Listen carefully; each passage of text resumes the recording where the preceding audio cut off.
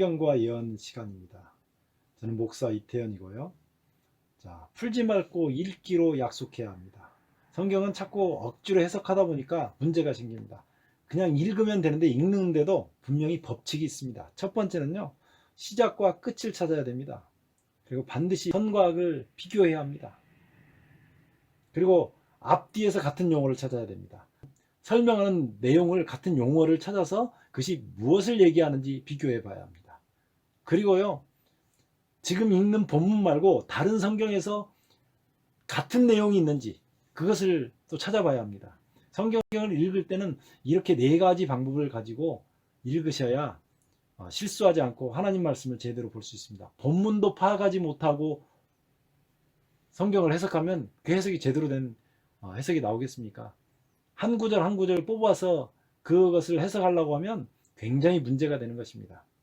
그래서 제가 보여드리겠습니다. 어떻게 우리가 성경을 읽어야 하는지. 오늘은 특별히 계시록에서 핵심적인 부분을 설명하려고 합니다. 자, 시작과 끝 찾기인데요. 계시록 11장 19절에 이렇게 나옵니다. 이 하늘에 있는 하나님의 성전이 열리니 성전 안에 하나님의 언약궤가 보이며 또 번개와 음성과 내성과 지진과 큰 우박이 있더라. 이게 시작하는 부분입니다. 끝나는 부분에 이와 똑같은 내용이 나옵니다. 계시록 16장 17절로 21절에 있는 말씀인데요. 17절에 있는 말씀부터 읽어보면요, 일곱째가 그 대접을 공기 가운데 쏟음에 큰 음성이 성전에서 보좌로부터 나서 가로되 되었다 하니 번개와 음성과 내성이 있고 또 큰 지진이 있어 어찌 큰지 사람이 땅에 있어오므로 이같이 큰 지진이 없었더라. 19절과 20절에 바벨론과 만국의 성 멸망이 나옵니다. 그 얘기는 이렇게 요약해서 올려놨습니다. 21절에요. 중수가 한 달란트나 되는 큰 우박이 하늘로부터 사람에게로 내림에 사람들이 그 박제를 위하여 하나님을 회방하니 그 재앙이 심히 크밀러라. 세상이 멸망하고 끝나는 이야기가 나옵니다. 그런데 여기서 자세히 보면 같은 용어를 제가 빨간 글씨로 올려놓은 것을 보실 텐데 앞뒤에서 같은 용어 찾기 하려고 하는 것입니다. 성경은 이렇게 읽어야 됩니다. 하나님의 성전이 열린데 역시 끝에도 성전이 나오잖아요. 그다음에 하나님의 언약궤인데 이 보좌가 나와요. 이건 무슨 관계인지 제가 그는 또 성경으로 말씀을 드리겠습니다. 그 다음에 번개, 음성, 뇌성, 지진, 큰 우박이 있는데 번개, 음성, 뇌성, 지진이 있고 큰 우박이 이렇게 있습니다. 19절, 20절을 읽지 않으면 큰 우박이 어디로 갔나? 이렇게 생각할 수 있지만 21절에 우박이 내립니다. 그 사이에 바벨론과 만국의 성이 멸망합니다. 성경은 반드시 시작이 있고 끝이 있어요. 계시록은 네 부분으로 나누어집니다. 네 부분 중에서 세 번째 부분인 이 부분이 계시록의 아주 핵심적인 부분입니다. 그래서 이 부분을 먼저 말씀드리는 거예요. 거기 네 부분으로 나눠진 부분에 계시록 1장에 그리고 22장에 시작과 끝이 나와요. 그래서 다 합치면 시작, 네 부분으로 나눠진 부분, 그리고 끝, 이렇게 해서 계시록은 6부분으로 나눠볼 수 있습니다. 일단 이렇게 시작과 끝을 찾았어요. 그리고 같은 용어를 앞뒤에서 같은 용어가 있는지 이것을 비교해 봐야 합니다. 앞뒤에서 같은 용어 찾기인데요, 언약궤하고 보좌가 같은 말인지, 앞에는 언약궤가 나왔는데 뒤에는 보좌가 나왔단 말이에요. 그럼 이것이 무슨 의미인지 우리가 그것을 살펴봐야 합니다. 자, 언약궤는 증거궤이고 법궤입니다. 언약궤라고 하는 말은 43절에 44번 등장하고요. 증거궤라는 말은 성경 전체에서 21절에 22번이 나옵니다. 법궤라고 많이 우리가 이것을 알고 있는데 법궤라고 하는 용어는 딱 한 번 성경에 등장합니다. 이 언약궤, 증거궤, 법궤, 이게 십계명을 기록한 돌판이 2개 들어있었어요. 그리고 저 법궤 위에 쉬운 자라고 우리가 보통 속죄소라고 알고 있는 그 부분이 있습니다. 출애굽기 25장 22절에 보면 거기서 내가 너와 만나고 속죄소 위 곧 증거궤 위에 있는 두 그룹 사이에서 내가 이스라엘 자손을 위하여 내게 명할 모든 일을 내게 이르리라. 출애굽기 25장 22절에 있는 이 말씀은 속죄소 위에서 하나님께서 만나시겠다고 얘기하거든요. 이 속죄소는 이게 지금 이 부분입니다. 두 그 그룹 사이에 하나님의 보좌가 있었어요. 하나님께서 저기서 말씀하신다고 말씀하셨거든요. 그런데 저 속죄소라고 하는 의미는 예수님의 십자가를 보여주는 것입니다. 우사가 법궤를 잡았잖아요. 그냥 죽었어요. 왜 죽었냐면 피가 없이 저 법궤를 잡았기 때문에 죽은 것입니다. 제사장들이 1년에 한 차례 4번 지성소 안에 들어가거든요. 레위기 16장 15절에 보면 그 피로 행하여 속죄소 위와 속죄소 위에요. 그 다음에 속죄소 앞에 피를 뿌렸어요. 피 없이 속죄소를 보거나 만지거나 속죄소 있는 지성소에 들어가거나 하면 죽었습니다. 이 언약계, 증거계, 법계라고 하는 것 속에 십계명이 들어있잖아요.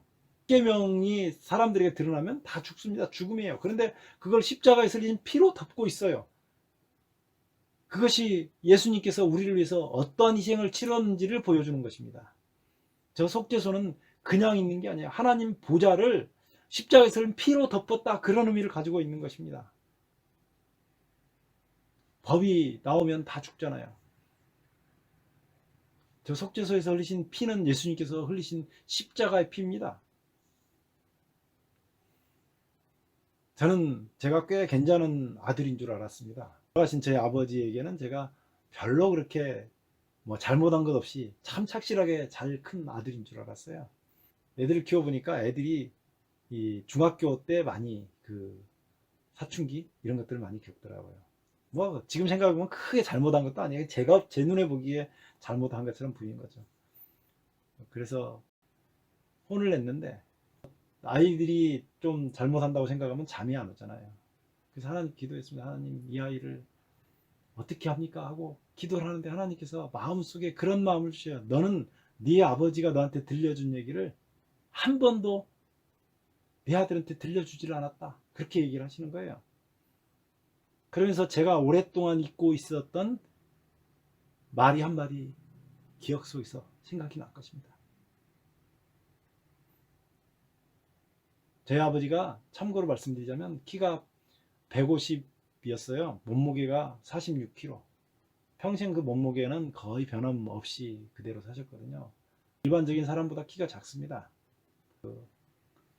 저희 집하고 그 뒷뜰이 있는데 그 뒷뜰에서 마을 앞으로 못짐을 지거나 또 뭐 나락 같은 거를 나락을 지고 옮기시거나 할 때 뒷동산을 넘어와야 돼요. 근데 뒷동산을 넘어오는데 남의 집 일을 가서 일을 하시는데 다른 사람들하고 적게 질 수는 없습니다. 지게에다가. 저희 아버지 몸무게가 46kg라고 그랬잖아요. 키는 150, 저는 170되고 75kg. 제가 지었으면 오히려 쉬울 텐데 그때는 어렸으니까 잘 모르고요. 지금 제 나이보다 적었을 그 아버지께서 하신 얘기예요. 뒷동산을 넘어오는데 그 넘어오는 곳에 지게 쉼터가 2곳이 있습니다. 첫 번째는 계속 가파른 길을 올라오기만 하는 길이에요. 거기로 올라와서 지게를 갖다 대고 딱 쉬면은 다리가 부르르 떨린대요. 제가 가장 많이 아버지께 들었던 얘기는 그 밤마다 아버지께서 잠드시기 전에는 뭐 가마니를 짜거나 뭐 하고 잠드실 때는 잠이 들면 계속 아이고 어리야 아이고 어리야 밤새도록 그렇게 하신 것입니다. 제가 갑자기 그 생각이 머릿속에 번개처럼 너는 네 아들한테 네 아버지가 들려준 얘기를 못 들려줬다고 말씀하시는 그 말씀이 가슴에 와서 팍 박혔습니다. 그러면서 예수님의 십자가가 생각이 난 것입니다. 갈보리를 올라가실 때 세상 죄를 다 짊어지고 올라가신 것입니다. 너무너무 죄가 무거워서 쓰러지고 또 쓰러지고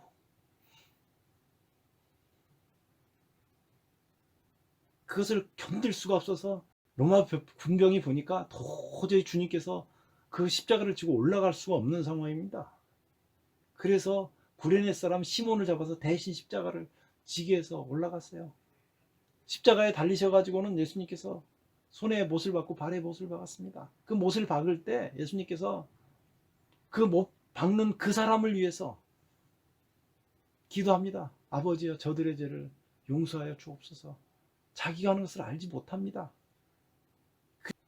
이 로마 군병들의 백부장이 감동을 받습니다. 나중에 예수님 돌아가신 다음에 이 사람은 진짜로 하나님의 아들이었다고 하는 고백을 하죠. 제가 그 이후로 회개를 참 많이 했습니다. 법이 튀어나오면 그것을 십자가에서 피를 흘리면서 죽기까지 하나님께서 그것을 덮으신 것입니다. 아버지가 자기 임무를 그만두면 자식들이 먹어 살릴 길이 없으니까 최선을 다해서 짐을 지신 것처럼 예수님께서는 우리가 죽을 수밖에 없으니까 죽을 수밖에 없는 인생을 구원하기 위해서 십자가를 지신 것입니다. 그것이 지금 법이 튀어나오는 걸 덮고 있는 속죄소의 의미입니다. 그게 하나님의 보좌예요. 그러니까 이 앞에는 법계를 보여줬지만 나중에는 하나님의 보좌를 보여준 것입니다. 되었다라고 하는 그 말이 이렇게 나옵니다. 성경에는 3번 등장하는데 창세기 2장 1절에 천지와 만물이 다 이루니라. 창조 때 한번 나왔습니다. 그리고 예수님께서 십자가에서 신포도주를 받으신 후 가라사대 다 이루었다. 이제 모든 영혼의 죄를 위한 죄값을 다 갚았다. 그리고 운명하셨습니다. 그래서 예수님께서 십자가에 달리실 때 다 이루었다고 하신 것입니다. 그리고요, 계시록 16장 17절에 7제가 그 대접을 공기 가운데 쏟음에 큰 음성이 성전에서 보좌로부터 나서 가로되 되었다 하니 죄된 세상이 다 끝났다라고 말하면서 이렇게 얘기하신 것입니다. 창조 때 한번, 십자가에서 한번, 세상 끝에 한번, 3번 성경에는 딱 등장합니다. 되었다라고 하는 이 단어가 3번 등장합니다. 이렇게 우리가 성경에서 그 대목에서 못 찾으면 다른 성경에서 뭐라고 말했는지 성경에서 같은 내용 찾기를 이렇게 해봐야 합니다. 자, 시작과 끝 찾기인데요. 그리고 같은 용어 찾기죠. 이렇게 같은 용어를 찾는 것입니다.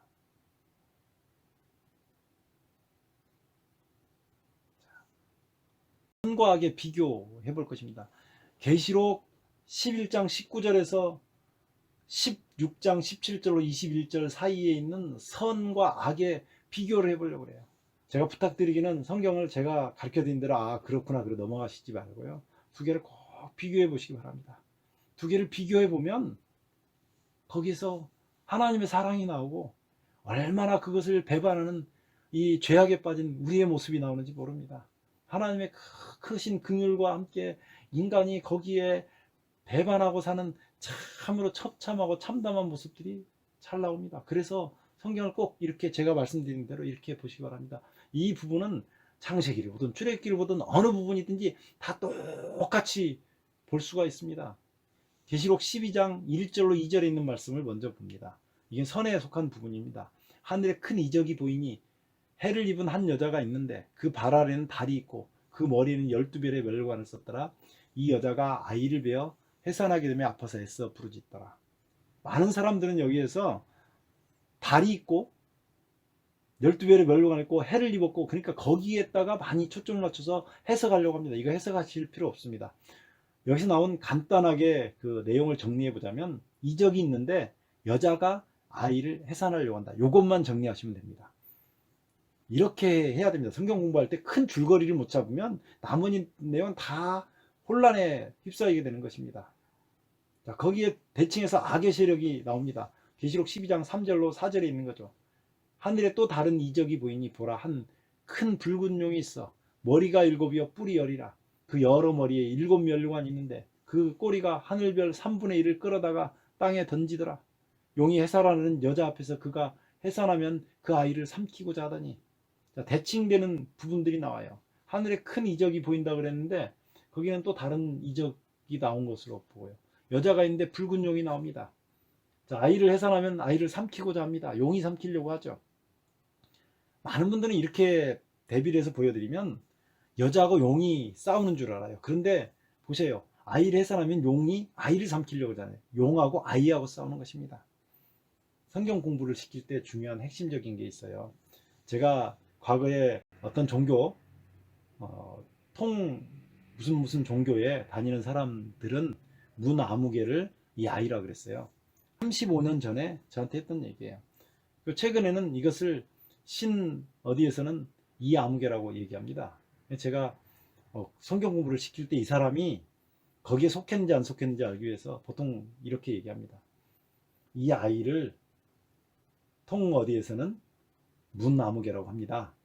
라고 얘기하면 웃습니다. 이거는 일반 교회 다니신 분도 나가고 다 웃고 신 어디에 빠진 사람들도 웃습니다. 그리고 나서 신 어디에 속한 사람들이 이것을 이 아무개라고 합니다. 그리고 얼굴 쳐다보면 얼굴이 심각해집니다. 그러면 의심을 가져요. 그러면 그 뒤에 바로 제가 얘기합니다. 저는 이것을 이 아이가 예수 그리스도라고 하는 것을 증명할 수 있습니다. 그건 다음 시간에 해드리겠습니다. 그렇게 초등학교 실력도 안 되는데 대학교 실력을 알려 그러면 안 되잖아요. 지금 성경을 읽는 것도 안 되는 사람들이 성경을 해석하고 다닌다는 게 저는 참으로 이해가 되지 않습니다. 아이가 누구하고 싸웁니까? 용하고 싸웁니다. 예, 아이하고 용하고 싸우는 거예요. 근데 이 용의 정체가 뭐냐면 계시록 12장 9절에 큰 용이 내어 쫓기니 옛뱀, 마귀라고도 하고 사단이라고도 하는 온천하를 깨는 자라. 성경을 해석하려고 노력할 필요 없어요. 용은 옛뱀이고 마귀고 사단이고 온천하를 깨는 자입니다. 이렇게 성경을 읽다 보면 다 나옵니다. 답이. 자, 성경에서 같은 내용 찾기를 하려고 합니다. 계시록 12장 5절에 보면 여자가 아들을 낳으니 이는 장차 철장으로 만국을 다스릴 남자라. 그 아이를 하나님 앞과 그 보좌 앞으로 올려가더라. 여자가 아들을 낳았는데 그 아들이 철장으로 만국을 다스릴 남자라고 합니다. 철장으로 만국을 다스릴 남자라고 주장하는 사람들이 많아요. 자기를 철장으로 만국을 다스릴 남자를 주장하기 위해서 계시록 19장에 있는 말씀을 많이 끌어다가 이야기를 합니다. 계시록 19장 11절에 보면 백마와 탄자가 있으니, 그래서 백마 타는 사람이 나옵니다. 그리고 쭉 말씀이 이어가면서 계시록 19장 15절에는 저희를 철장으로 다스리며, 사이비라고 주장한 사람들은 대부분 다 백마를 타고 찍은 사진들을 전시해서 보여줍니다. 아주 이게 특징이에요. 좀 생각을 하시기 바랍니다. 철장으로 만국을 다스릴 남자라고 하는데 성경절을 하나 더 봐야 되는데요. 계시록 19장 16절에는 이렇게 나와요. 그 옷과 그 다리에 이름 쓴 것이 있으니 만왕의 왕이요 만주의 주라 하였더라. 제가 한번 그 유튜브를 보다 깜짝 놀랐어요. 어떤 사람이, 키도 조그마한 사람이, 요즘에 그 바이러스 때문에 문제된 그 사람이 어정어정 걸어 나오는데 만왕의 왕, 뭐 총회장님 나오십니다 이렇게 하면서 어떤 사람이 앞에서 잡더라고요. 만왕의 왕은 사람한테 쓰는 칭호가 아닙니다. 그 사람한테 쓰는 칭호는 전혀 아니에요. 그 사람은 죄인이죠. 지구상에 있는 모든 사람은 다 죄인입니다. 예수님만 만왕의 왕이요 만주의 주라는 칭호를 써요. 성경적 근거가 있는가? 성경에서 같은 내용을 찾아야 되잖아요. 자, 찾아보겠습니다. 만왕의 왕, 만주의 주가 어떻게 되는지요? 디모데전서 6장 15절에요. 하나님은 만왕의 왕이시며 만주의 주시오. 이렇게 나옵니다. 하나님은 만왕의 왕이고 만주의 주입니다. 똑같은 표현이죠. 계시록 17장 14절에도 어린 양은 만주의 주시오 만왕의 왕이심으로 저희를 이기실 터이요 이렇게 나옵니다. 말씀이 이렇게 나와요. 어린 양이 하나님이시고 어린 양이 만왕의 만주의 주시고 철장으로 만국을 다스릴 남자입니다. 예수님이죠. 요한복음 1장 29절에는 요한이 예수님이 자기한테 오시는 걸 보고 보라 세상 죄를 지고 가는 하나님의 어린 양이로다. 이렇게 베드로서 1장에도 어린 양의 보배로운 피로 우리를 깨끗하게 했다고 얘기합니다. 이 예수님이죠. 이게 어떻게 이아무개, 문아무개, 박아무개, 요즘에는 뭐 여자 아무개, 참 성경에 본문만 충실히 봐도 전혀 나올 수 없는 이야기들이 나오는지 이 가슴이 답답합니다. 예수님께서 어떤 희생을 가지고 우리를 구원하셨는데 그런데 현혹이 되냐고요. 가슴이 찢어지는 아픔이 있습니다. 자, 뒤에서 같은 용어 찾기인데 보세요. 계시록 12장 1절부터 시작된 이야기는 계시록 12장 6절에서 그 끝이 보입니다. 그 여자가 광야로 도망하며 거기서 1260일 동안 저를 양육하기 위하여 하나님의 예비하신 곳이 있더라. 하나님의 예비하신 곳이 있는데 그 여자가 도망해서 하나님의 예비하신 곳이 어디에 있습니까? 보세요. 하나님의 예비하신 곳은 그 광야에 있습니다. 이렇게 찾는 것입니다. 본문에서 말을 자꾸 바꿔서 나오잖아요. 여자가 광야로 도망갔잖아요. 그리고 그 저를 양육하기 위해서 하나님이 예비하신 곳은 광야에 있는 곳입니다. 그리고 제가 여기서 질문이 있습니다. 이거 질문이에요. 1260일은 여자가 아이를 낳은 후입니까? 전입니까? 이거 누가 봐도 알 수 있는 건데 1260일을 아이가 낳기 전이라고 주장해가지고 그것을 성경을 오해하는 사람들이 있어요. 분명히 1260일은 여자가 아이를 낳은 후입니다. 이건 뭐 명확한 사실이에요. 자, 다음 편 예고입니다. 여자가 낳은 아이가 이공공인가 문아무개인가 박아무개인가 성경으로 예수님이라고 하는 것을 어떻게 증명할 것인가. 기다려 보시면 압니다. 분명히 증명이 가능합니다. 성경으로 예수님이라는 것을 명백하게 증명해 드리겠습니다. 그 여자 문제를 가지고 질문하거든요. 이 아무개를 믿는 사람들은 이 여자가 마리아냐 아니면 교회냐라고 질문하는데, 그 질문에 가치가 없는 질문을 한 것입니다. 성경을 모르니까 그런 질문을 하는 거예요. 제가 그 문제는 다음 시간에 보여드리도록 하겠습니다. 자, 그러면 복습해 보겠습니다. 계시록 11장 19절에서 준비된 번개, 음성, 뇌성, 지진, 큰 우박 등은 계시록 16장 17절에서 21절에서 바벨론과 세상 멸망 때에 쏟아집니다. 언약궤, 증거궤, 법궤는 같은 말이며 언약궤 위에 속죄소는 십자가의 희생을 보여주며 하나님의 보좌를 나타냅니다. 되었다는 말은 창조 때 십자가에서 세상이 맞춰질 때에 성경에는 3번만 기록되어 있습니다. 여자가 낳은 아이는 철장으로 만국을 다스릴 남자이며 만왕의 왕이요 만주의 주님이시며 세상죄를 지고 가신 하나님의 어린 양이신 예수 그리스도입니다. 우리를 위해서 큰 희생을 보여주신 우리 주님을 구주로 영접하게 되시기를 간절히 바랍니다. 감사합니다.